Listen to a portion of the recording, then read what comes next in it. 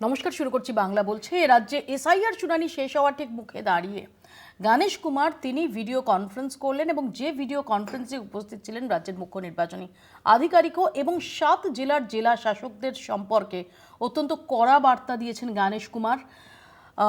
এর পাশাপাশি মুখ্য সচিব নন্দিনী ভট্টাচার্য তাকে দিল্লিতে তলব করা হলো, কারণ তার কাছে জবাবদিহি চাওয়ার জন্য কেন কমিশনের নির্দেশ পালন করা হয়নি। এর পাশাপাশি আমরা দেখলাম যে পুরুলিয়ার পরিযায়ী শ্রমিক সুখেন মাহাতো মহারাষ্ট্রের পুনেতে কর্মরত অবস্থায় যিনি নৃশংসভাবে খুন হয়েছেন তাকে নিয়ে রাজনৈতিক চাপানোতর চলছেই। অভিষেক বন্দ্যোপাধ্যায় তিনি আজকে পৌঁছে যান তার বাড়িতে এবং সেখানে দাঁড়িয়ে তিনি চ্যালেঞ্জ ছুড়ে দেন যে মহারাষ্ট্র পুলিশ যদি সময়সীমার মধ্যে ন্যায় বিচার দিতে না পারে তাহলে রাজ্যের হাতে তদন্তের দায়ভার দিয়ে দিক, এবং একই সঙ্গে নিশানা করেন জ্যোতির্ময় সিং মাহাতোকেও। আর এর পাশাপাশি বিজেপির তরফ থেকে ভিডিও দেখিয়ে দাবি করা হয় যে তৃণমূল কংগ্রেস যে বাঙালি ইস্যু অর্থাৎ বাংলা ভাষায় কথা বলার কোট আনকোট অপরাধে খুন হতে হয়েছে সুখেন মাহাতোকে, এই থিওরি আনছে, সেই থিওরির কোনো বাস্তবতা নেই। এসব নিয়ে আমরা আলোচনা করব। শুরুতে চোখ রাখবো প্রতিবেদনে। শনিবারই শুনানির শেষ দিন, তার আগে জেলা শাসক থেকে এইআরওদের সতর্কবার্তা দিল্লির। এদিন ভার্চুয়াল বৈঠকে বসেছিলেন গণেশ কুমার। সেখান থেকেই এসআইআরে গাফিলতি নিয়ে কড়া বার্তা দেন তিনি। সতর্ক করা হয় 7 জেলা শাসককে। আগের অভিযোগ নিয়ে ব্যবস্থা না নেওয়ার অভিযোগে মুখ্য সচিবকে দিল্লিতে তলব করা হয়। জেলা শাসক থেকে উপস্থিত আধিকারিকদের নির্বাচন কমিশন জানিয়েছে, এসআইআর এর কাজ নিয়ে সতর্ক থাকুন। এসআইআর সঠিক ও নিখুঁতভাবে করতে হবে। অকারণে অপ্রাসঙ্গিক তথ্য আপলোড করবেন না। অভিযোগ নিষ্পত্তির জন্য নির্দিষ্ট নথি নিতে হবে। অপ্রাসঙ্গিক নথি আপলোড বন্ধে নজর রাখতে হবে। ভালো মানে কাজ করতে হবে। যেগুলি নিষ্পত্তি হয়েছে তা আবার যাচাই করতে হবে। 21শে ফেব্রুয়ারির মধ্যে এই যাচাইয়ের কাজ শেষ করতে হবে। কোনো বিদেশি নাম যাতে ভোটার তালিকায় না থাকে তার জন্য বারবার নথি যাচাইয়ের নির্দেশ দিয়েছে কমিশন। কমিশনের সতর্কবার্তা, ভোটার তালিকায় অনৈতিকভাবে কোনো নাম ঢোকানো যাবে না। অনৈতিকভাবে কোনো নাম বাদ দেওয়াও যাবে না। এর মধ্যে কোচবিহার, জলপাইগুড়ি, মালদা ও 2 চব্বিশ পরগনায় ভুয়ো নথি আপলোডের অভিযোগ উঠেছে। অভিযোগ এসেছে পূর্ব বর্ধমান থেকেও। সেখানকার জেলা শাসক আয়েশা রানীকে সতর্ক করে দিয়েছেন গণেশ কুমার। তার বার্তা, ভুয়ো নথি আপলোড হলে শাস্তিমূলক ব্যবস্থা নেওয়া হবে। কেউ ভাববেন না পালিয়ে যেতে পারবেন। আজ না হোক আগামী 2 বছর বাদেও কমিশন পদক্ষেপ করতে পারবে। এর জন্য ভোটারদের নথি কমিশনের তথ্য ভাণ্ডারে সংরক্ষিত রাখা হচ্ছে। পরে যদি কোনো ভুয়ো নথির খোঁজ মেলে তাহলে সংশ্লিষ্ট অফিসারের বিরুদ্ধে ব্যবস্থা নেওয়া হবে। কমিশন জানিয়েছে, অনেক জায়গা থেকেই ভুল ডকুমেন্ট আপলোড করা হচ্ছে। নথি হিসেবে কোথাও পাসপোর্টের কথা উল্লেখ থাকলেও তার জায়গায় ব্ল্যাঙ্ক পেপার আপলোড করা হচ্ছে।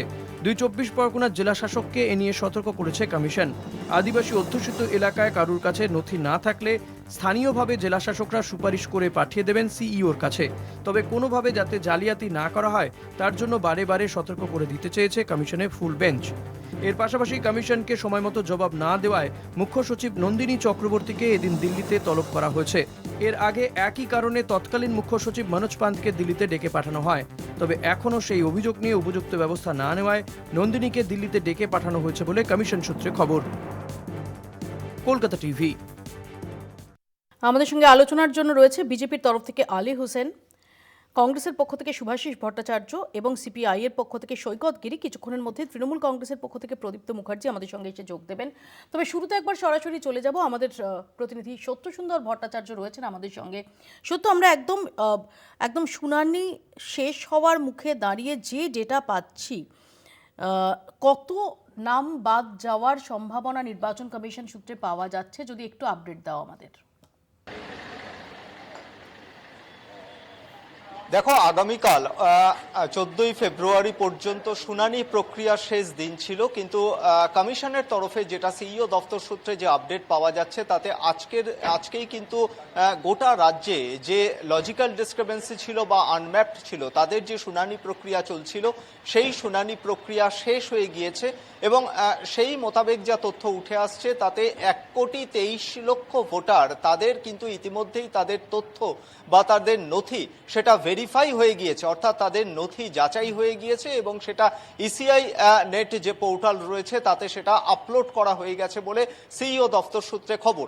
অন্যদিকে 1,40,000 নাম, এরকম ভোটারের নাম তারা কিন্তু এই গোটা শুনানি প্রক্রিয়ায় তাদের অবৈধ ভোটার হিসেবে চিহ্নিত করেছে নির্বাচন কমিশন। তার কারণ এই 1,40,000 ভোটার তাদের শুনানি প্রক্রিয়ায় ডাকা হয়েছিল, তাদের মধ্যে বেশ কিছু তারা অনুপস্থিত ছিলেন বা তারা যে তথ্য এই শুনানি প্রক্রিয়াতে জমা দিয়েছেন তাতে কিন্তু অসঙ্গতি দেখতে পেয়েছে নির্বাচন কমিশন। সেই কারণে এই শুনানি প্রক্রিয়ায় তাদের নাম বাদ গিয়েছে। তবে তারা আবারও এই নতুন করে নাম অন্তর্ভুক্তির জন্য আবেদন জানাতে পারবেন, এমনটাই কিন্তু কমিশনের তরফে জানানো হয়েছে।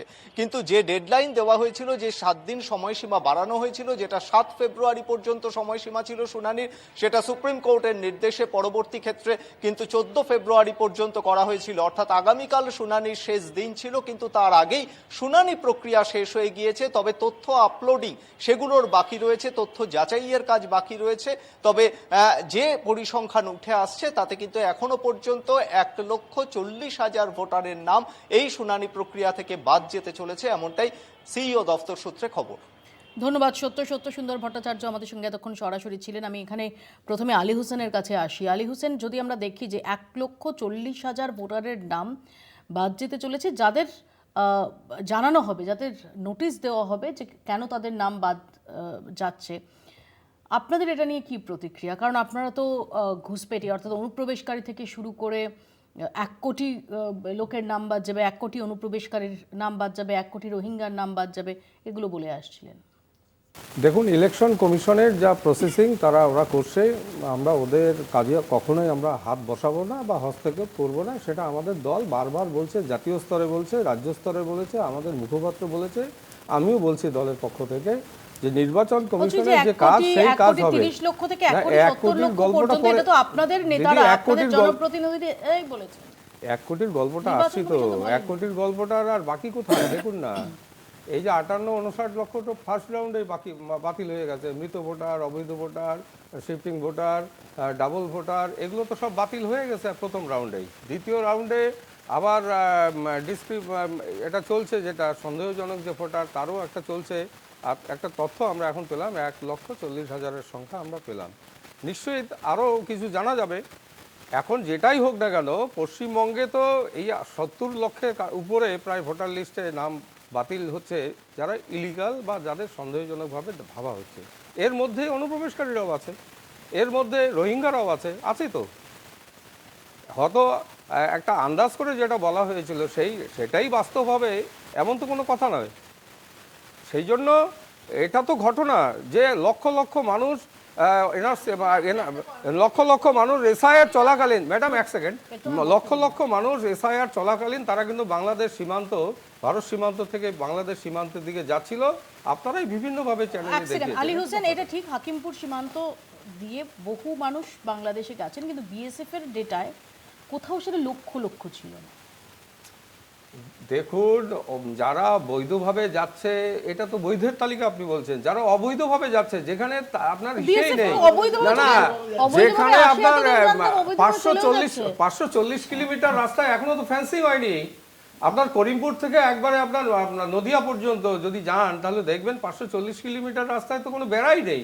সেখানে আপনি বুঝবেন কি করে যে আপনার কিভাবে যাচ্ছে বিএসএফ এর বিষয়? আমি আসবো, সুতরাং সেটা নয়। আসবো শুভাশিসদার কাছে, আসবো শুভাশিসদা।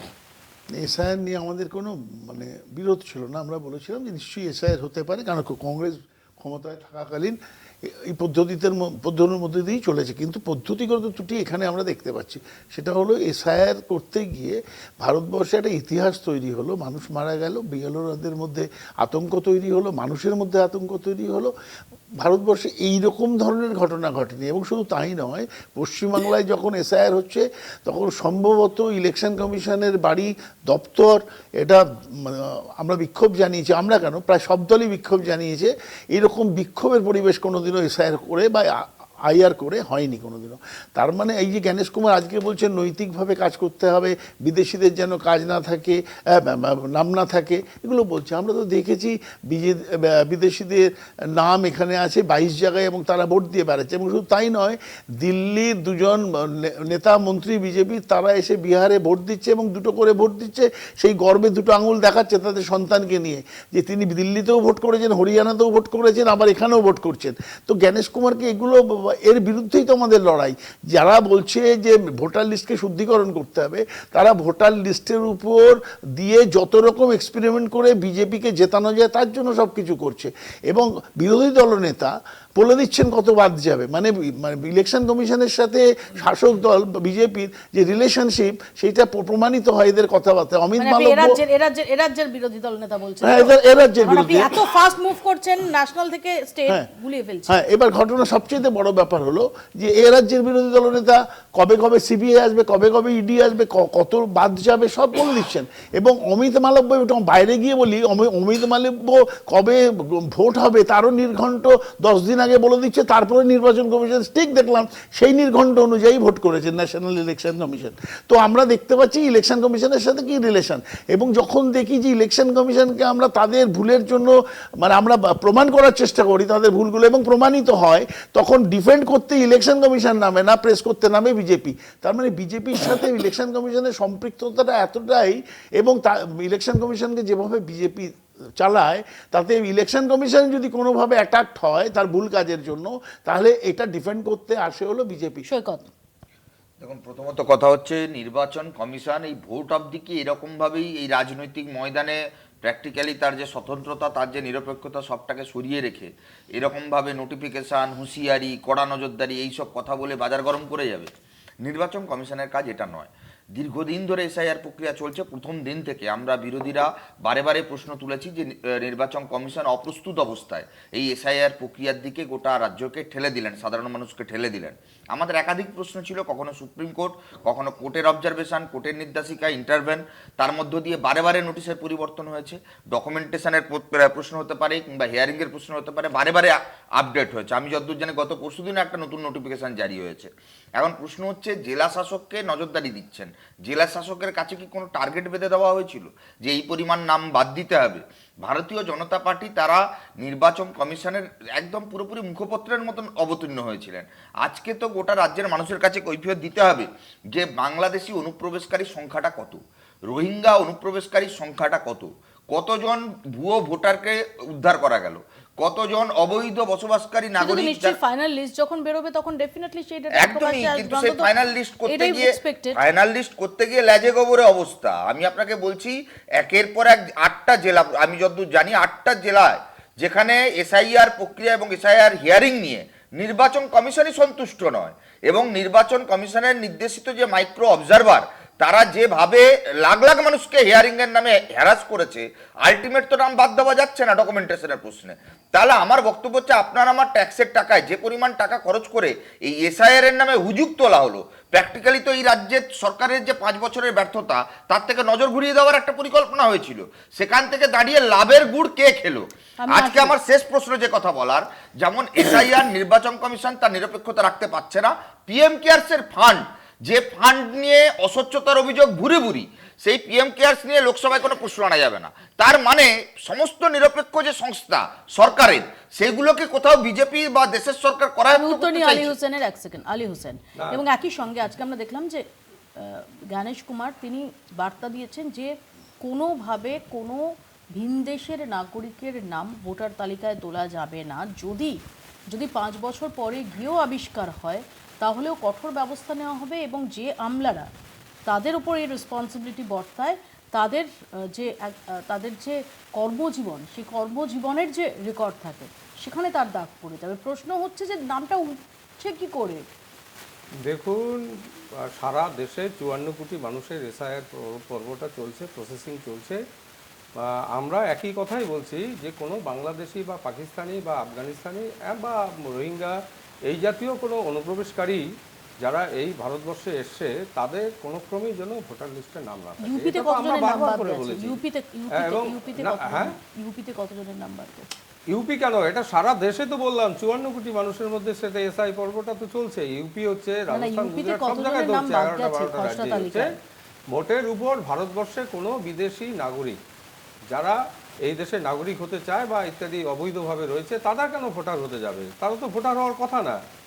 কিন্তু যারা মানে লুকিয়ে চুপিয়ে যারা এটা ইতিমধ্যে হয়ে গেছে, এটা বাংলায় সেই সিনটা আছে তো, আপনারা তো দেখেছেন। বহু বাংলাদেশি অনুপ্রবেশকারীরা তারা ভোটার হয়েছিল। এই যে যারা এখনও কাগজপত্র জমা দেয়নি, আপনারা দেখেছেন অনেকেই কাগজ জমা দেয়নি। তারা কারা? ভেরিফাইড হোক না, আইডেন্টিফাই হোক, এই লোকগুলো কেন কাগজ জমা দিল না? কোথা থেকে লোক তারা?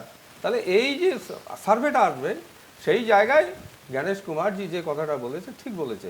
আমি ওনার ওকালতি হয়ে বলছি তা না, উনি ঠিক কথাই বলেছে। কোনো বিদেশি নাগরিক ভারতবর্ষের নাগরিকত্ব পাবে না। একমাত্র বাংলাদেশ থেকে আসা, আফগানিস্তান এবং পাকিস্তান থেকে আসা যারা উদ্বাস্তু হিন্দু, যারা এই মানে সেখানে অত্যাচারের শিকার হয়ে এসছে, তারা এখানে ভারতবর্ষের নাগরিক হতে পারবে। তাদের একটা নৈতিক দাবি ভারত সরকারকে মেনে নিতে হবে বা নির্বাচন কমিশনকে মেনে আপনারা নিতে হবে। বলেছেন, কিন্তু মতুয়াদের কি হবে সেটা নিয়ে তো এখনো পর্যন্ত স্পষ্ট কোনো দিশা নেই আপনাদের তরফ থেকে অ্যাসিওরেন্স ছাড়া। এসুরেন্স নয়, এটা তো বাস্তব। মতুয়া হোক আর সাধারণ বাংলাদেশিরাই হোক, হিন্দুরাই হোক, যারা এই দেশে এসে বসবাস করছে তারা ভারতবর্ষের নাগরিক হবে। সিএতে অ্যাপ্লাই তারা করেছে এবং তারা ভারতবর্ষের নাগরিকত্ব তারা পাবেই। না, তারা সেটা এখন পাবে না, এই নির্বাচনের আগে পাবে না, না, কে ভোটের বলছে আর পর পাবে পাবে না? না। তার মানে তাদের ভোটাধিকার আপনারা কেড়ে নিলেন। 2014 সালের আগে যে সমস্ত হিন্দু ভাইরা এসছে এই দেশে, তারা তো নাগরিকত্ব পাবে। এবারে ভোট দিতে পারবে, পরিষ্কার কথা। এইবারে এক সেকেন্ড, এইবারে তারা তো নির্বাচন নাগরিকত্ব করতে পাবেই। না না, নাগরিকত্ব আর ভোট, না না না, এক সেকেন্ড, নাগরিকত্ব আর ভোটাধিকার হয়েই আছে ভাই, আলিদা, তারা ভোটার হয়েই আছে সৈকত বাবু, তারা তো ভোটার হয়েই আছে। সবাই ভোট দিতে পারবে এবারে। তারা তো হয়েই আছে, যারা সিএতে অ্যাপ্লাই এসআইআর করেছে। এর জন্য তো সিএ এর সঙ্গে কোনো সম্পর্ক নেই, আছে, এসআইআর এর সঙ্গে সম্পর্ক নাগরিকত্বের আছে, কোনো সম্পর্ক আছে, নেই। সম্পর্ক আছে। আলী হোসেন থামতে বললে থামতে হবে। আমি প্রদীপ্তর কাছে আসবো। প্রদীপ্ত, যে মুখ্য সচিব তাকে তলব করা হলো, নির্বাচন কমিশনের স্পষ্ট নির্দেশ ছিল, আজকে নয়, যে 4 জন আধিকারিক এবং একজন ডেটা এন্ট্রি অপারেটর তাদের বিরুদ্ধে এফআইআর করার, সেটা করা হয়নি। প্রশ্ন করেছেন আজকে ভিডিও কনফারেন্সে 7 জন জেলা শাসক, যার মধ্যে একজন জেলা শাসককে এমনও বার্তা দেওয়া হয়েছে যে আপনি রাজনৈতিক মতামত দেবেন না। এগুলো এম্বারাসিং নয় রাজ্যের জন্য, প্রশাসনের জন্য? অবশ্যই এম্বারাসিং যখন আমরা দেখি যে রাজনৈতিক মতামত দেবেন না এই বক্তব্যটা হয়। আর যখন আমাদের মুখ্যমন্ত্রী দেখা করতে যান তখন বলেন এভাবেই কি আপনারা ভোটটাও ওয়াক আউট করবেন নাকি? রাজনৈতিক মতামত কোনটা আমাদের জানা নেই, জ্ঞানেশ কুমার সেটা বলতে পারবেন ভালো। বাকি প্রশাসনের যে সিদ্ধান্ত, সেক্ষেত্রে যদি কোনো বেআইনি কাজ হয়ে থাকে প্রশাসনের ব্যবস্থা করা, সব ওশানিক পাওয়ার দেওয়া আছে ইলেকশন কমিশনের কাছে, ওশানিক পাওয়ার ব্যবহার করবে, করে দেখা যাবে। কিন্তু এই দাদা কিছুক্ষণ আগে বলছিল মতুয়ারা সবাই ভোটার হয়ে গেছে, সবাই নাগরিকত্ব পেয়ে গেছে, সংখ্যা কারোর কাছে নেই। বিদেশ মানে আমাদের যে মন্ত্রক, নির্দিষ্ট মন্ত্রক, স্বরাষ্ট্র মন্ত্রক, সেখান থেকেও কোনো তথ্য আলিদারা আজ অব্দি দেখাতে পারবেন না, আজ অব্দি পারবেন না যে এই যে সিএ ক্যাম্প করলেন, প্যারালাল ক্যাম্প করলেন, যখন এই ধরনের প্রোগ্রামগুলো হচ্ছে এসআইআর এর, তখন কতগুলো নাগরিকত্ব দেওয়া হয়েছে। আচ্ছা দিদি, যদি বলো সিএ ফর্ম ফিল আপ করা মানে সে নাগরিক নয়, এটাই তো ধরবো, সিএ ফর্ম ফিল আপ করছে মানে সে এখন নাগরিক নয়, তাহলে যে সিএ ফর্ম ফিল আপ করলো শান্তনু ঠাকুর, সে কি করে আমার দেশের মন্ত্রী হয়ে গেল? তাহলে সেই উত্তরটাও তাদের দিতে হবে। ইলেকশন কমিশন নির্দিষ্টভাবে 4 জন আধিকারিক এবং একজন ডেটা এন্ট্রি অপারেটরের বিরুদ্ধে ব্যবস্থা নেওয়ার নির্দেশ দিয়েছে। ব্যবস্থা নেওয়া হয়নি কেন? সেটা তো সরকার বলবে, প্রশাসন বলবে, আমি তো সেটাই বলতে চাইলাম। আমার বক্তব্য সেখানে খুব পরিষ্কার ছিল, যদি সরকার বা প্রশাসন, রাজ্য সরকার বা প্রশাসন কোনো বেআইনি কাজ করে থাকে, ইলেকশন কমিশনের কাছে ওশানিক পাওয়ার রয়েছে, তারা তাদের ব্যবহার করে যেরকম ব্যবস্থা তারা তো নেবে। নির্দেশ দিয়েছেন, এক্সিকিউটটা কে করবে? এক্সিকিউট তো করবে সেইটাই তো বললাম যে administration। যদি, আমার কথায় তো কোনো মানে রাগঢাক নেই, যদি রাজ্য সরকার বা রাজ্য প্রশাসন কোনো এমন কাজ করে থাকে যেটা আইনের বাইরে হয়েছে, করা যায় না, তাহলে ইলেকশন কমিশন ব্যবস্থা নেবে। তলব করেছেন তো নন্দিনী তলব করেছেন, চক্রবর্তীকে। তলবে যাবেন, গিয়ে কথা বলবেন, তার যুক্তি তিনি সাজাবেন। বাকি প্রশাসনের ভেতরে কি হচ্ছে সেটা রাজনৈতিক দলের প্রতিনিধি হয়ে আমার পক্ষে বলা সম্ভব না। আমি শুধু বলতে পারি এটুকু, আইনি প্রক্রিয়ায় যদি কোনো জটিলতা থাকে, সেই জটিলতা দূর করার দায়িত্ব বোথ ওয়ের। আর যদি রাজ্য সরকারের তরফ থেকে কোনো ভুল হয়, সেটা ইলেকশন কমিশন তার দায়িত্ব নিয়ে রাজ্য সরকারকে যেটা করার সেটা করবে। আমি এই প্রসঙ্গে একটু সুভাষিস দা খুব সংক্ষেপে দেখো, বক্তব্য একটা নিন। কথা বলছি মৌপিয়া, মানে ইলেকশন কমিশনের তো ইনফ্রাস্ট্রাকচার থাকে না এই কাজগুলো করার জন্য। রাজ্য সরকারের কর্মীদের উপরই বা কর্মচারীদের উপরই ভরসা করতে হয়। রাজ্য কর্মচারীরা যদি আগের দিন বা 7 দিন আগে শোনেন মুখ্যমন্ত্রী বলছেন নির্বাচন চলে গেলে আপনাদের কিন্তু রাজ্যেই থাকতে হবে, রাজ্যের কর্মচারী হয়েই থাকতে হবে, সুতরাং বুঝে চলবেন, সেইভাবে আপনারা কিন্তু কাজ করবেন। যদি বলে থাকে, এটা একটা প্রত্যক্ষ হুমকি হতে পারে বা মানে প্রচ্ছন্ন হুমকি হতে পারে, যেটা কিনা সরকারের পক্ষে কাজ করো এই জন্য। সুতরাং আমি একটা জিনিস বলতে পারি যে রাজীবা সিনহাকে এরা যথেচ্ছ ব্যবহার করেছে, তাদের কি কোনো রাইট আছে ন্যাশনাল ইলেকশন কমিশনের ভুল ধরার? মানে আমরা দেখেছি একটা পঞ্চায়েত নির্বাচন বা একটা পুরো নির্বাচনে র্যাম্প্যান্ট মানুষ মরছে এবং বুথ লুট হচ্ছে। আমি এখানে আলী হোসেনের কাছে আসি যে এখানে একটা তৃণমূল কংগ্রেসের একটা যুক্তি আছে যে ইলেকশন ঘোষণা হয়নি, কাজে ইলেকশন কমিশনের যে অথরিটি, সেই অথরিটিটা লিমিটেড। না না, এরকম নয়। ইলেকশন কমিশন তার নিয়মের মধ্য দিয়ে, তার যতটুকু এখতিয়ার তার মধ্য দিয়ে তিনি বলবার চেষ্টা করেছেন, এক্সট্রা কিছু বলার কিছু চেষ্টা করেননি। দেখুন এখনও কিন্তু চলছে প্রসেসিং। 28 আপনার ফেব্রুয়ারি চূড়ান্ত ভোটার লিস্ট প্রকাশ পাবে। আপনারা মতুয়ার গল্প বললেন, নিশ্চিত একটা ব্যবস্থা নির্বাচন কমিশন রাখবে। তারা ভোটার থাকবেন কি না সেটা তো তারাই ঠিক করবেন। সেই কারণে অহেতুক আপনাদের আশঙ্কা, কথা মনে করি শান্তনু ঠাকুর বলেছিল 1 লক্ষ মতুয়া বাদ গেলে কি হয়েছে, আর মতুয়ারা তো ভালোভাবে ভোট দিতে পারবে। 1 লক্ষের জন্য যদি সবাই ভালো ভোট দেয় অসুবিধা কি? শান্তনু ঠাকুর কি করে বলে তিনি? প্রথমত হচ্ছে রাজ্যের সরকার যেভাবে সরকার এবং দল আলাদা করে দিচ্ছে, বিষয়টা তো তা নয়। এই রাজ্যে ডিএমরা, আমরা অতীতেও দেখেছি, তৃণমূলের জেলা সভাপতির মতন অ্যাক্ট করেছেন। নির্বাচন কমিশন যখন কোনো একটা এক্সিকিউট করবার কথা বলছেন, রাজ্য যদি না করে নির্বাচন কমিশনের কাছে সুযোগ রয়েছে কোর্টে যাওয়ার। এবং এর আগেও অতীতে ফারাক্কার ঘটনা বা একাধিক ঘটনায় তৃণমূলের এমএলএ নেতা, এমএলএর ভাই এরা যখন ভাঙচুরে অভিযুক্ত হয়েছে, তখনও আমরা দেখেছি নির্বাচন কমিশন কোনো ব্যবস্থা নেয়নি। এই রাজ্যের সরকার প্র্যাকটিক্যালি এসআইআর প্রক্রিয়ার শেষ মুহূর্তে গিয়ে নাটক করছে। আর নির্বাচন কমিশনে যে জ্ঞানেশ কুমারের হুমকি দেখাচ্ছেন, এইসব প্রথম থেকে করা উচিত ছিল। নির্বাচন কমিশন ছোট জগন্নাথের ভূমিকা পালন করেছেন। বিজেপির আলিদা আজকে নির্বাচন কমিশনকে ডিফেন্ড করছেন। ওনার রাজ্য সভাপতি জ্ঞানেশ কুমারকে জ্ঞান দিয়েছেন যে আপনি কলকাতায় আসুন। আমার শেষ প্রশ্ন, জ্ঞানেশ কুমারের অপসারণের ক্ষেত্রে তৃণমূলের ভূমিকা কি?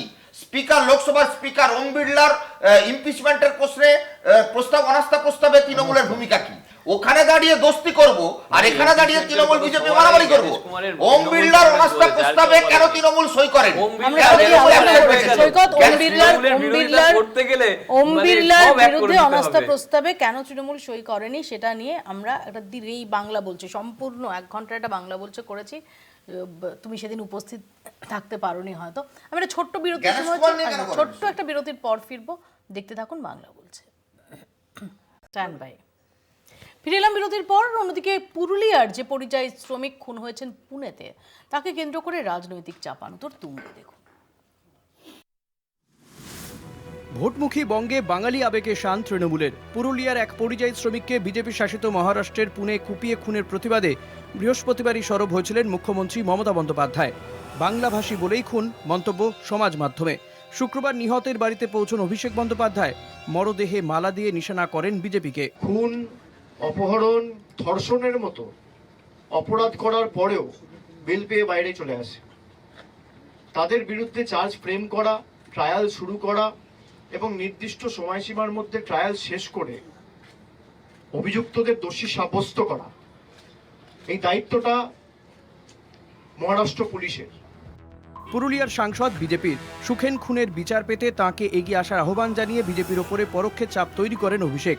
সামিল হওয়ার আর্জি জানান বাম কংগ্রেসকেও। এদিন সুখেনের মৃত্যুর কারণ নিয়ে নির্দিষ্ট কোনো অভিযোগ করেননি অভিষেক। বিষয়টি তদন্ত সাপেক্ষ বলে জানিয়েছেন তিনি। তবে বুঝিয়ে দিয়েছেন রাজ্যে রাজ্যে যে কাণ্ড চলছে তা বাংলা ও বাঙালি বিদ্বেষের জন্যই। মহারাষ্ট্র পুলিশের দাবি জাতিগত বিদ্বেষের কারণে এই খুন নয়। ऐसा कुछ नहीं है कि किसी विशेष कम्युनिटी को टारगेट करके ये घटना की गई है। इस तरह का अभी तक हमारे तपास में, अभी तक हमने जितना तपास किया है उसमें इस तरह की कोई भी घटना सामने नहीं है। इस तरह का कोई भी क्लू सामने नहीं है कि किसी कम्युनिटी को टारगेट करके ये जो है वो क्राइम हुआ है। ये अचानक से हुआ क्राइम अभी तक जो है हमें हमारे नोटिस में आया, हमारे प्रयास में निष्पन्न। খুনের আগে পর্যন্ত সুখেনের গতিবিধি প্রকাশ করেছে মহারাষ্ট্র পুলিশ। সেই ভিডিও ফুটেজ দেখিয়ে বঙ্গ বিজেপির দাবি বাংলায় কথা বলার জন্য খুনের কোনো প্রমাণ মেলেনি। বাংলায় কথা বলার জন্য সুখেন মাহাতোকে খুন হতে হয়েছে, এর কোনো প্রাইমা ফেসি পাওয়া গেল না। তুলসীরাম মাহাতো, যিনি কিনা নিজের ভাই, তার বয়ানের ভিত্তিতে শিকরাপুর পুলিশ, শিকরাপুর থানা, যেটি কিনা পুনে গ্রামীণ পুলিশ এলাকার, পুনে গ্রামীণ পুলিশ যে এলাকা তার অন্তর্গত একটি থানা, শিকরাপুর পুলিশ এফআইআর লিখেছে তুলসীরামের বয়ান অনুযায়ী। পরিযায়ী শ্রমিকদের হেনস্থায় কেন্দ্র ও রাজ্য উভয়কেই দুষেছেন কংগ্রেস নেতা অধীর চৌধুরী। ভিন রাজ্যে মানুষ যাচ্ছে এখান থেকে রুটি রুজির জন্য। যে কোনো রাজ্যের মানুষের যে কোনো রাজ্যের রুটি রুজি কামানোর অধিকার আছে, তার সাংবিধানিক তার অধিকার আছে। সেই অধিকারটাকে কেউ অন্য জায়গায় খর্ব করা হলে, কেড়ে নিতে চেষ্টা করা হলে তার প্রতিবাদ বিরোধিতা করা হবে। কারণ আমাদের সংবিধান বলছে যে ভারতবর্ষের যে কোনো প্রান্তের, যে কোনো রাজ্যের, যে কোনো ধর্মের যে কোনো মানুষ ভারতবর্ষের যে কোনো রাজ্যের যে কোনো প্রান্তে গিয়ে বসবাস করতে পারে, রোজগার করতে পারে, এটা তার অধিকারের মধ্যে পড়ে। পরিযায়ী মৃত্যু বিতর্কে বাকযুদ্ধে শাসক বিরোধী, কেন এই রাজ্যের মানুষকে ভিন রাজ্যে যেতে হচ্ছে প্রশ্ন তুলেছে বিজেপি। রাজনৈতিক প্রতিহিংসার কারণেই কেবল বাঙালি নিপীড়ন, পাল্টা তৃণমূল। পুরুলিয়া থেকে শওকত আলীর রিপোর্ট, কলকাতা টিভি। আমি আলী হোসেনের কাছে আসবো। আজকে অভিষেক বন্দ্যোপাধ্যায় ওখানে গিয়ে নির্দিষ্টভাবে কতগুলো প্রশ্ন তুলেছেন। প্রথমত জ্যোতির্ময় সিং মাহাতো, তার ভূমিকা নিয়ে তিনি বলছেন জ্যোতির্ময় সিং মাহাতো, তার তো এই মুহূর্তে দাঁড়িয়ে মহারাষ্ট্রের যে সরকার তাদের সঙ্গে কথা বলা উচিত, মুখ্যমন্ত্রী ফাডনাবিসের সঙ্গে কথা বলা উচিত, কারণ পুরুলিয়ার যিনি সাংসদ তিনি তো বিজেপির সাংসদ। এক, দুই হচ্ছে তিনি সবার কাছে আবেদন জানিয়েছেন, সব দলের কাছে, যে যাতে তারা সবাই মিলে এই ইস্যুটা নিয়ে সোচ্চার হন। এবং তার বক্তব্য যে মহারাষ্ট্র পুলিশ যদি না পারে নির্দিষ্ট সময়সীমার মধ্যে ন্যায় বিচার দিতে, তাহলে পশ্চিমবঙ্গকে সেই দায়িত্ব দিয়ে দিক। প্রথমত হচ্ছে অভিষেক বন্দ্যোপাধ্যায় খুব অসাংবিধানিক কথা বলেছেন। এক রাজ্যের উপর গিয়ে আর এক রাজ্যের হস্তক্ষেপ, উনি ওখানে গেলেনটা কেন বলুন তো? ওনার পরিযায়ী শ্রমিক সুখেন মাহাতো, উনি কেন পরিযায়ী শ্রমিক হিসাবে মহারাষ্ট্রে গেলেন? এই প্রশ্নটা আগে অভিষেককে জিজ্ঞেস করুন, মমতা দিকে জিজ্ঞেস করি, ম্যাডাম আপনার রাজ্য থেকে লোক কেন বাইরের রাজ্যে কাজ করতে যাচ্ছে? আপনি এত লোকের কাজ দিয়েছেন, সুখেন মাহাতোর কাজ দিতে পারেননি। আজকে পুলিশ কি বলছে? পুলিশ পরিষ্কার করে বলেছে সেটা হচ্ছে মত্তব অবস্থায় ছিল, এই জাতীয় তার কাছে কোনো বিবাদ সেখানটায় হয়নি। এখানে মহারাষ্ট্রের কোনো বিষয়ই নেই, বিষয়টা এটা পারিবারিক হতে পারে। তো সেই জায়গায় দাঁড়িয়ে আমার যেটা প্রশ্ন, আমি বাঙালি হিসাবে বলতে চাই, একজন শ্রমিক মারা গেল মহারাষ্ট্রে, আর আপনি বাঙালির গল্প তুলে আপনি বলছেন তো আপনি না তদন্ত করলে আমরা গিয়ে তদন্ত করব, এটা কি কথা হচ্ছে? এটা রাজ্য সরকারের অপদার্থতা প্রমাণ করা উচিত, বলা উচিত যে ভাই আপনি 40 লক্ষ শ্রমিককে কেন বাইরে পাঠিয়েছেন, তাদেরকে কেন এখানে এনে কাজটা দিচ্ছেন না, সেই কাজটা করুন। জ্যোতির্ময় সিং মাহাতো ঠিকই বলেছে, তো উনি তো ঠিকই বলেছে যে আমাদের যেটা কাজ সেটা মহারাষ্ট্র পুলিশ সেটা দেখবে, তাদের যদি কোনো বিষয় থাকে সেটা দেখবে, কিন্তু ওভারঅল রাজ্য সরকার সবকে আরেকটা রাজ্য সরকারের উপরে হস্তক্ষেপ করতে পারে না।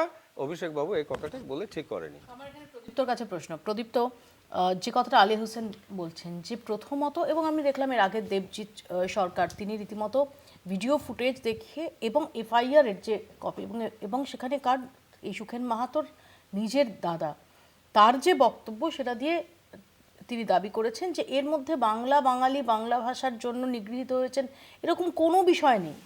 দেখুন, সেটা তার বাবা মাও বলে দিয়েছে, নির্দিষ্টভাবে তার পরিবারের লোক নির্দিষ্টভাবে বলেছে যে কি কারণে ওখানে হয়েছে। এক, দু নম্বর যে কথাটা, অসিত সরকার, গৌতম বর্মন, নামগুলো আলিদার মনে আছে? এই অসিত সরকার, গৌতম বর্মন কারা ছিলেন? তারা তো ওই সুকান্ত মজুমদার যে শিক্ষা প্রতিমন্ত্রী তার অঞ্চলের মানুষ। শুধু তাই নয়, বিজেপির বুথ সভাপতি তার মধ্যে একজন, বিজেপির বুথ সভাপতি। সে বাইরের রাজ্যে গিয়ে ওইখানে যে অত্যাচারের সম্মুখীন হয়েছে তার বর্ণনা সে নিজে এসে এখানে দিয়েছে। তাহলে সেইটা নিয়ে আলিদারা কি বলবে? সেখানে তো সুকান্ত মজুমদাররা যাননি, বা এই যারা প্রধান মুখপাত্র তারা যাননি। সেখানেও তো অভিষেক বন্দ্যোপাধ্যায় নিজের দায়িত্ব নিয়ে এসছেন। বাঙালি পরিযায়ী শ্রমিককে বাংলাদেশি বলা হচ্ছে, তার প্রমাণ তো রয়েছে। বিজেপির যেটা বক্তব্য এই ধরনের ঘটনা নিয়ে, অর্থাৎ আমরা কয়েকদিন আগেও দেখেছি যে বেলডাঙ্গার এক পরিযায়ী শ্রমিক যিনি ঝাড়খণ্ডে গিয়ে যার রহস্য মৃত্যু হয়েছিল, তাকে কেন্দ্র করে বেলডাঙ্গার পরিস্থিতি অগ্নিগর্ভ হয়ে ওঠে। সেখানে ঘন্টার পর ঘন্টা জাতীয় সড়ক অবরুদ্ধ ছিল, সেখানে সাংবাদিক নিগ্রহের মতো ঘটনা আমরা দেখেছি, আইন শৃঙ্খলা পরিস্থিতির অবনতি হয়। পরবর্তীকালে ঝাড়খণ্ড সরকার, এবং ঝাড়খণ্ড বিজেপি শাসিত রাজ্য নয়, ঝাড়খণ্ড সরকার তদন্তের পর কি জানিয়েছে যে সেটা আত্মহত্যার ঘটনা ছিল। সেই কারণে তখন বিজেপি কি বলেছিল, ওই তো ওখানে মারা গেছে, তাহলে ওখানে কেন অভিষেক বন্দ্যোপাধ্যায়রা অভিযোগ করছে না? কারণ কি রাজ্য সরকারের বন্ধু সরকার বলে নাকি? তার মানে তখন কি করে পরিযায়ী শ্রমিক বাইরের রাজ্যে হত্যা হচ্ছে বলে ওরা অভিযোগ করেছিল? আমি বলে দিই, শেষ করে দিই, তৃণমূলের ব্যাপার না, আমি শেষ করে দিই, আমি শেষ করে দিই। আপনার সেই মনে আছে সেই প্রেগনেন্ট মহিলার কথা, সেই অন্তঃসত্ত্বা মহিলার কথা, সোনালী খাতুন, যাকে পে লোডারের মতন করে বাইরে পাঠিয়ে দিয়েছিলেন? তাকে সুসুর করে আনতে হয়েছিল। আসাম থেকেও কয়েকজনকে বাইরে পাঠিয়েছিলেন পেল অর্ডার দিয়ে, তাদেরকেও সুসুর করে। আপনারা তো শুধু বিভিন্ন রাজ্যে করছেন তা নয়, আপনারা তো একই সঙ্গে দেশের বাইরে বার করে দিচ্ছেন সুপ্রিম কোর্টের কাছে আপনাদের ভাষায় থাপ্পড়কে ফিরিয়ে আনছেন। আমি আসবো এক সেকেন্ড, আমি এখানে একটু সুভাষিসদের কাছে আসি। সুভাষিস আজকে অভিষেক বন্দ্যোপাধ্যায় ওখানে দাঁড়িয়ে অনুরোধ করেছেন তৃণমূল কংগ্রেস তো ছেড়েই দিন, বিজেপি, কংগ্রেস, বামেরা সবার উদ্দেশ্যে যে জেলার, পুরুলিয়া জেলার সমস্ত নেতৃত্ব, সব দলের সমস্ত নেতৃত্ব যাতে দেবেন্দ্র ফডনবিস এবং কেন্দ্রীয় স্বরাষ্ট্রমন্ত্রীকে এই প্রসঙ্গ জানিয়ে চিঠি লেখেন। আমরা দেখেছি যে কিছুদিন আগেও যে ঘটনা ঘটেছে হরিয়ানায়, সেখানে ঈশা খান চৌধুরী গেছেন, ওড়িশায় সেখানে অধীর রঞ্জন চৌধুরী গেছেন। যে পুরুলিয়ার পরিযায়ী শ্রমিককে নিয়ে এই মুহূর্তে যে চাপানুতোর চলছে, আপনাদের অবস্থান কি? অবস্থান পরিষ্কার যে ভারতবর্ষে বেকার বেড়েছে, ভারতবর্ষে মোদীর আমলের থেকে কাজহীন হয়েছে বহু মানুষ। ভারতবর্ষের যত রাজ্য আছে তারা প্রত্যেক রাজ্যতে গিয়ে তাদের কাজ খুঁজে নেয় এবং অন্য খুঁজতে যান। সুতরাং এই আলু বললেন যে কেন এখান থেকে বেকার গেছে, আসলে ভারতবর্ষেই বেকারের একটা উপাকৃতি বেকার তৈরি হয়েছে, এটা মোদির আমলে। সুতরাং এখানে কাজ খুঁজতে সবাই সব জায়গায় যাচ্ছে, কিন্তু মরতে হবে কেন? বাড়ির লোক কী বলেছে তার থেকেও বড় কথা হলো পিটিয়ে মেরেছে, এটা একদম ফ্যাক্ট। তো ঘটনা হলো পেটালোকে কেন পেটালো, এবং এই ব্যাপারে নিশ্চয়ই আমরা একটা মৃত্যুর ব্যাপারে সমস্ত মানুষ এক হয়ে, সমস্ত দল এক হয়ে আমরা এটার বিচার চাইব। কারণ আমরা অভিষেকের কথায় বিচার চাওয়ার থেকে বড় কথা হলো সেটা হলো পশ্চিমবাংলার বুকেও অনেক কিছু ঘটেছে যেগুলো ঠিক বিচার হয়নি, এই গভর্নমেন্ট আড়াল করেছে, যাদের বিচার পাওয়া উচিত ছিল সে বিচার তারা দিতে পারেনি। সুতরাং অভিষেক কি অ্যাডভাইস করছে অন্যান্য দলকে, সেই অ্যাডভাইসের উপর আমরা কাজ করবো না। আমাদের বিবেক আছে, আমরা বুঝি যে মানুষের মৃত্যু ঘটলে একটা পরিযায়ী শ্রমিক সে অন্ন দেয়, পরিবারকে অন্ন যোগান দেয়, সুতরাং সে তার মৃত্যু হলে পরে একটা দলের হয়ে তার কি কর্তব্য থাকতে পারে। সৈকত, আমরা যেটা দেখতে পাচ্ছি যে ইতিমধ্যে এই বিষয়টার ভিত্তি নিয়ে, অর্থাৎ যে অভিযোগ করা হচ্ছে যে বাংলা ভাষায় কথা বলার জন্যই বাংলাদেশের শিকার হতে হয়েছে সুখেন মাহাতোকে, বিজেপি সেটাই মানতে নারাজ। বিজেপির বক্তব্য হচ্ছে এফআইআর তুলে ধরে তারা বলছেন যে এরকম কোনো ঘটনাই ঘটেনি। না দেখুন, প্রথমত হচ্ছে ধারাবাহিকভাবে গত 1 বছর ধরে প্রায় ধারাবাহিকভাবে বিভিন্ন রাজ্যে বাংলা ভাষায় কথা বলার কারণে, পোশাকের কারণে, খাদ্যাভ্যাসের কারণে, ভাষার কারণে বিভিন্ন ক্ষেত্রে বাঙালি হেনস্থা বেড়েছে। প্রশ্ন হচ্ছে স্বাভাবিকভাবে দেশের বিজেপি সরকার, মোদী সরকার, তাদের যে দৃষ্টিভঙ্গি, বিজেপির যা দৃষ্টিভঙ্গি, অন্যান্য রাজ্যে যেখানে অবাঙালি এলাকা সেখানকার বিজেপি নেতারা বাঙালি খেদাও অভিযানের মতো করে অভিযান করেছেন। সে দিল্লিতে কলোনি এলাকা হতে পারে, হরিয়ানার হতে পারে, কিংবা মহারাষ্ট্র, উড়িষ্যা। এখনও উড়িষ্যাতে আমার নিজের জেলা মেদিনীপুরের তীরবর্তী এলাকাতে পরিযায়ী শ্রমিকরা যারা হচ্ছে প্রতিদিন কোনো না কোনো ছোটো ছোটো সামগ্রী নিয়ে ভেলা নিয়ে এলাকার পর এলাকায় বিক্রি করতো, তাদের ধরে ধরে পেটানো হচ্ছে। এলাকায় যারা গরিব বাঙালি দোকানদার হকারি করতো সমুদ্র তীরবর্তী এলাকায়, বেছে বেছে বাঙালিদের পিটিয়ে বাড়ি পাঠানো হচ্ছে, মাল লুট করে নেওয়া হচ্ছে। সোশ্যাল মিডিয়া একের পর এক ভিডিও ভাইরাল হয়েছে। বিজেপি সে বিষয়ে কোনো ভূমিকা পালন করেনি, কোনো ব্যবস্থাও নেয়নি। স্বাভাবিকভাবে এই রাজ্যে বিজেপি যখন পশ্চিমবাংলার মাটিতে ভোট চাইতে যাবে, বাঙালি বিজেপিকে তার উত্তর দেবে।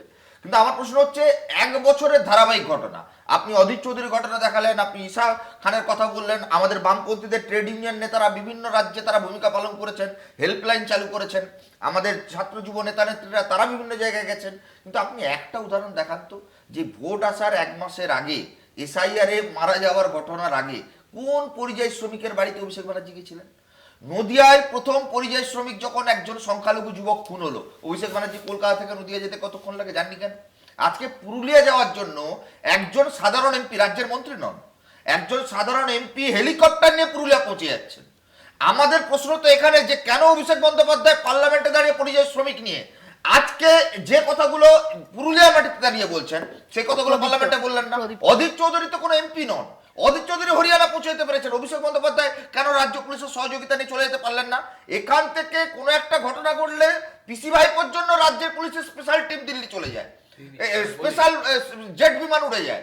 কেন বলেছেন যে যদি কোনো ব্যবস্থা না হয় তাহলে প্রতিনিধি দল পাঠানো, কি জানেন ওটা মিটে যায়, আমাদের আরেকজন করতে হবে। ঠিক আছে, মানে সেটা তো প্রমাণ করে দেয় সিপিআই কে দেখিয়ে। আমি বলছি যে শামিনুর ইসলাম নামে একজন এমপি আছে, ও কি জানে? ও কি জানে যে সে কিভাবে পরিযায়ী শ্রমিকদের নিয়ে বিভিন্ন সময় পার্লামেন্টে কথা বলেছে এবং বাংলা ভাষায় কথা বলেছে? ও কি জানে শামিনুল ইসলাম কিভাবে সরকারের প্রতিনিধি সোনালী খাতুনদের জন্য গিয়ে 44 দিন বাংলাদেশে? একদম এবং তার সঙ্গে সঙ্গে কোর্টে কিভাবে আবেদন করেছে এবং অভিষেক কোথায় কোথায় কিভাবে তার জন্য কি কি করেছে সেগুলো এখনো পাবলিক ডোমেনে রয়েছে। আসলে সিপিআই এর এমন একটা সমস্যা যে বাস্তব থেকে ওরা সম্পূর্ণ বেরিয়ে রয়েছে, তার ফলে একটা কল্পনার জগতে কথা বলতে হয়, সেটা যে কোনো ভাবে হোক অভিষেককে আনতে হবে, যে কোনো ভাবে হোক মমতাদিকে আনতে হবে, নাহলে না ওদের টিআরপি ঠিক থাকে না।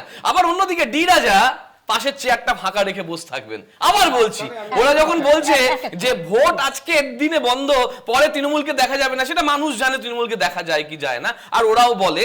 কিন্তু তারপরে যখনই দেখবে আবার 26-এর পরে 29 আসছে, ডি রাজা বলবে এসো অভিষেক, এসো এসো মমতা দি, এসো একসঙ্গে কাজ করি। কত রেসপন্স খুব সংক্ষেপে, তারপর আলী হোসেনের কাছে যাব। বিরুদ্ধে লড়াইয়ে আমরা তৃণমূলকে সৎ ভূমিকায় পাশে চাই, সেটা সর্বভারতীয়। ঠিক পশ্চিমবঙ্গে যেমন মিমকে চাও। প্লিজ, আমি তোমার বলার সময় ডিস্টার্ব করি। আমার প্রশ্ন খুব পরিষ্কার, সামিরুল ইসলাম কেন? আপনার দল তো সব জায়গায় মমতা বন্দ্যোপাধ্যায় প্রার্থী, আপনার দলের পিসি ভাইপো হরিয়ানা যায়নি কেন? উড়িষ্যায় যাচ্ছে না কেন?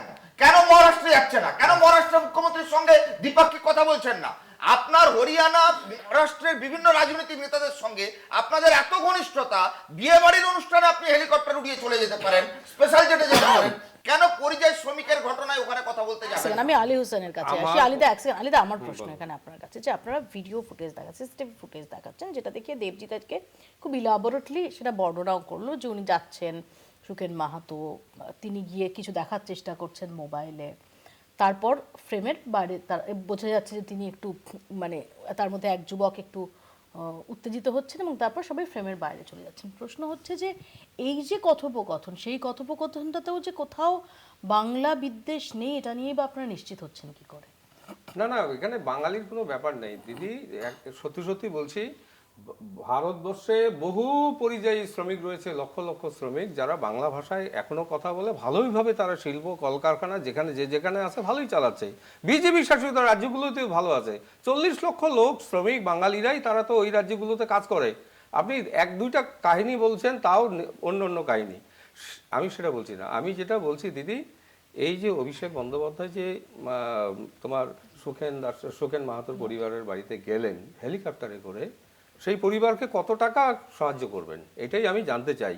হেলিকপ্টারের 1 ঘন্টার ভাড়া কত, কয় ঘন্টা তিনি ছিলেন, সেই টাকাটা যদি সুখেন মাহাতোর পরিবার পায়, আমি চাই তার পরিবারকে 20 লক্ষ টাকা দেওয়া উচিত। কথা বলবো, এক হচ্ছে অভিষেক বন্দ্যোপাধ্যায় এবারে বলেছেন যে তিনি এসে এক সেকেন্ড সুভাষিস, যখন আমি কথা বলবো তখন চুপ থাকতে হবে।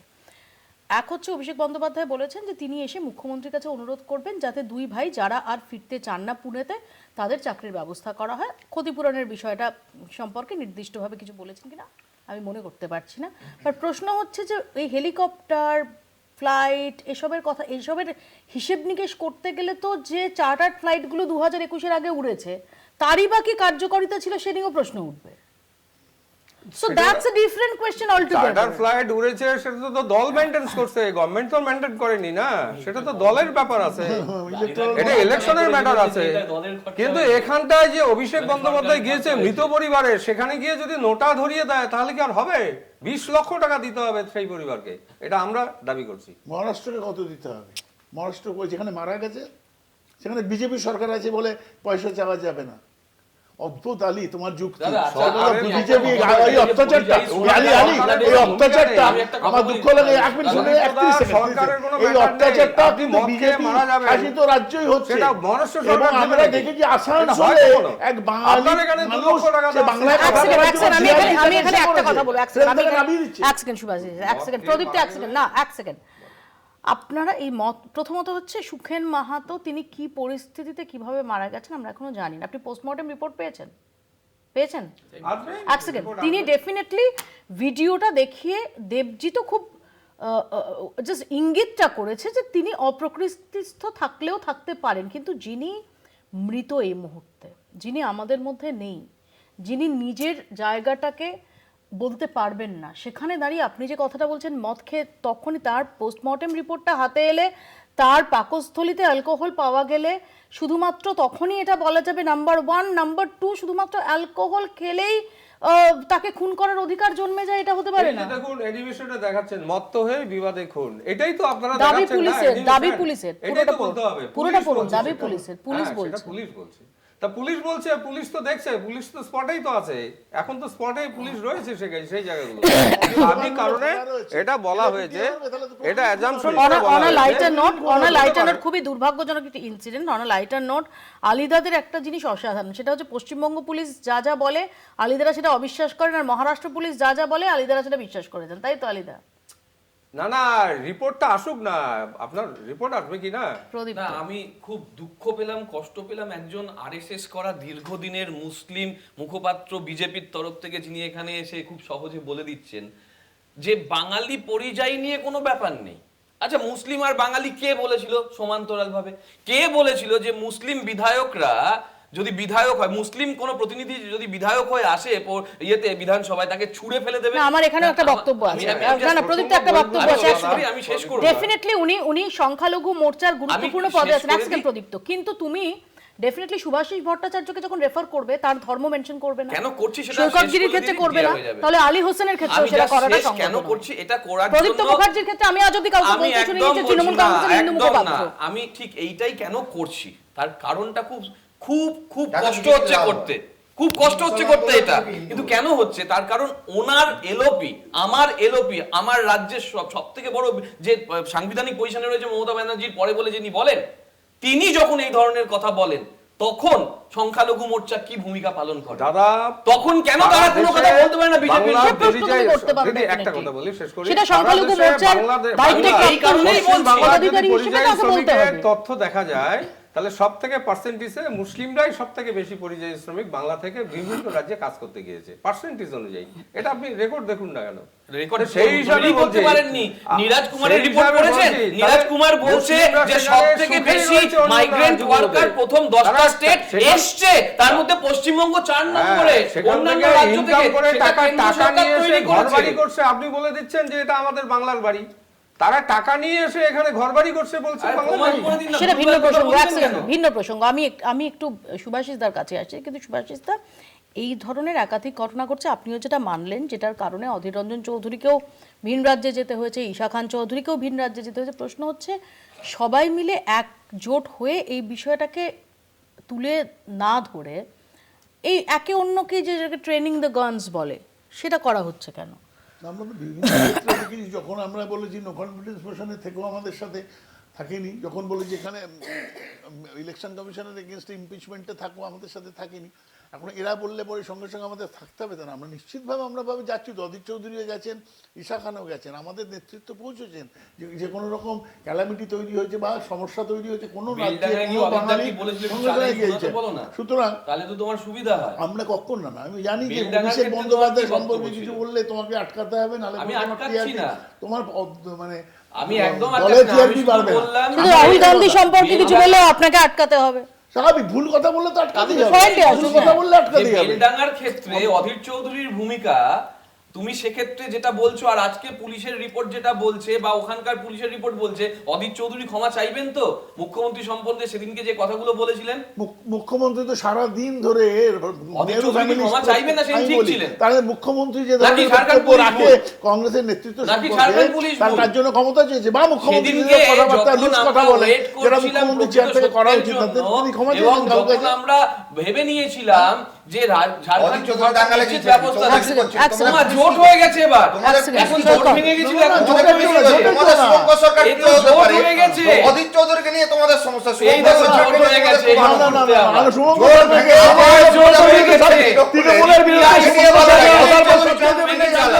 এখন আবার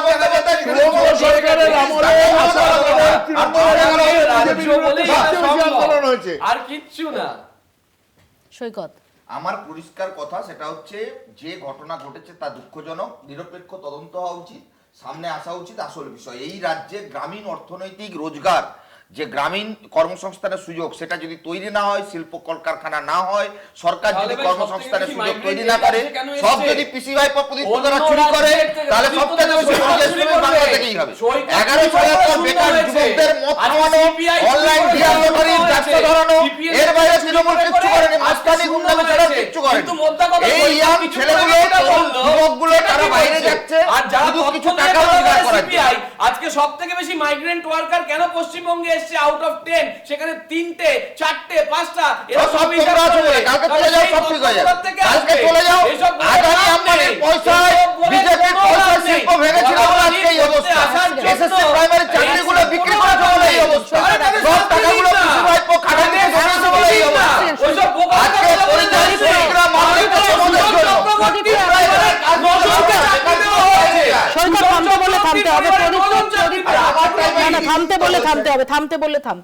এক সেকেন্ড, আলী হোসেনের কাছে আমার প্রশ্ন। আলিদা, সিম্পল বিষয় যে জ্যোতির্ময় সিং মাহাতো তো সত্যি ওখানকার জনপ্রতিনিধি, যে কারণেই সুখেন মাহাতোর এই মর্মান্তিক পরিণতি হয়ে থাক না কেন, সেটা তো কাঙ্ক্ষিত নয় জ্যোতির্ময় সিং মাহাতের তরফ থেকে। আপনার কি মনে হয় না জ্যোতির্ময় সিং মাহাতো তার পুনে যাওয়া উচিত, তার এই বিষয়টাকে রেজ করা উচিত? আমি ধরে নিলাম যে তৃণমূল কংগ্রেস এটা নিয়ে পলিটিক্স করছে, আপনারা যেটা বলছেন, ধরে নিলাম যে তৃণমূল কংগ্রেস বাংলা বাঙালি ইস্যু আনছে, সেই ইস্যুটা ভিত্তি নেই, তারপরেও আসল কি কারণে খুন হতে হলো সুখেন মাহাতোকে, সেইটা যাতে উঠে আসে তার জন্য তো জ্যোতির্ময় সিং মাহাতো যেতে পারে। নিশ্চয়ই যাবে, অবশ্যই যাবে।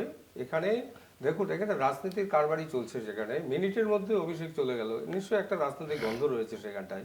জ্যোতির্ময় সিং মাহাতো তিনি দিল্লিতে পার্লামেন্টে, আপনারা জানেন যে অধিবেশনে তিনি ছিলেন এবং বক্তব্য রেখেছেন, বা পার্লামেন্ট তিনি কভার করেছেন, ফিরে আসবেন, তার পরিবারের বাড়িতে যাবেন, সবকিছু। আমি একটা কথা শুধুমাত্র বলতে চাই, একজন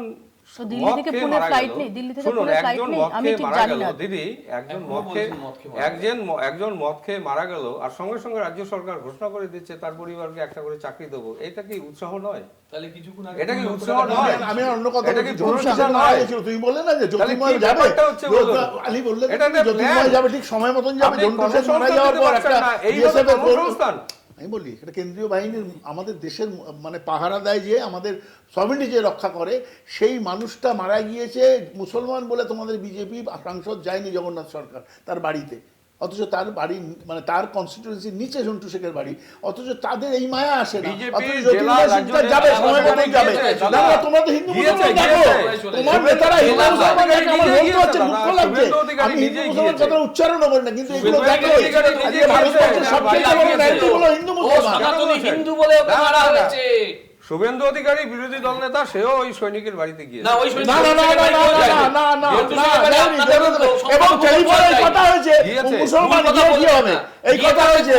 তোমাদের নেতা ওখানকার ব্লক সভাপতি বলেছেন মুসলমান গিয়ে কি হবে, আমাদের তো ভোট দেয় না। শুনুন, ওই কথা বললে না না না তোমাকে বলতে জানি অস্বস্তি হচ্ছে। গিয়েও থাকে, মানছি গিয়েছে, চাকরি 20 লক্ষ টাকা দিয়েছে, কিছুক্ষণ আগে যে দাবিটা করছিল ওরা তো দেশের জন্য লড়াই করে মারা গেছে, তাহলে চাকরি পরিবারের কাউকে 20 লক্ষ টাকা দিয়েছে? নিশ্চয়ই সরকার দেখবে সেখানে। আপনার দেশের স্বরাষ্ট্রমন্ত্রী, আপনার আমার সকলেরই, আপনার বিজেপির নেতা অমিত শাহ, তিনি গত নির্বাচনের আগে এক আদিবাসী বাড়িতে দুপুরের মধ্যাহ্ন ভোজন করেছিলেন এবং ওখানে দাঁড়িয়ে মিডিয়ার সামনে বলে এসেছিলেন যে তাদের আর্থিক সহযোগিতা করবেন, তাদের বাড়ি করে দেবেন। আজ অব্দি সেই বাড়িটা হয়নি, একবারও সেই আদিবাসী পরিবারে বিজেপি কেউ যোগাযোগটাও রাখে। আমি বলছি ভোট এলে আলিদা, ভোট এলে আপনার দলের নেতা তৃণমূলের ভাইপো বিজেপি সুবিধা করছে, আপনারা সুবিধা করছে। এক সেকেন্ড, আমি বলছি আলিদা, ভোট এলে আপনার দিল্লির নেতা আর ভোট এলে এই ভাইপো, এদেরকে দেখা যায়। পুরুলিয়ার ওই বাঘমুন্ডিতে 8 বছরের বাচ্চা মেয়ে ধর্ষিত হলে এই ভাইপো হেলিকপ্টারে যেতে পারে না, ধর্ষকদের শাস্তি হয় না। তৃণমূলের নেতা পুরুলিয়া কলেজের মালা পরিয়ে তাদেরকে বরণ করা হয়, অথচ আজকে ভোট এলে কেন অমিত শাহ, কেন অভিষেক বন্দ্যোপাধ্যায়ের হেলিকপ্টার ওড়ায়? দিদি আপনি ডাইরেক্টলি বলেছেন যে হেলিকপ্টার সবাই ওড়াচ্ছে, আমরা ওড়াচ্ছি না, আমরা ওই জনগণের টাকা চুরি করে হেলিকপ্টার ওড়াই। সময় একদম শেষ। বাংলা বলছে এখানেই শেষ করছি, দেখতে থাকুন কলকাতা টিভি।